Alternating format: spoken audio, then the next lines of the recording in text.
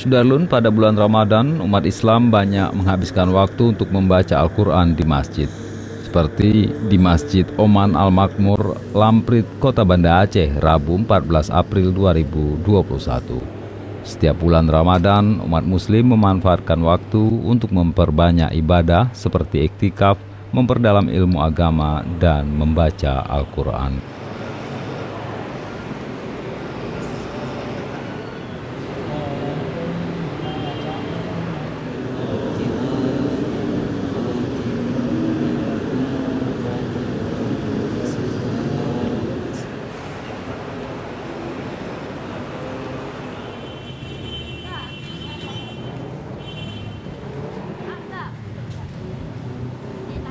Dari Banda Aceh, Sene Hendri, Serambion TV.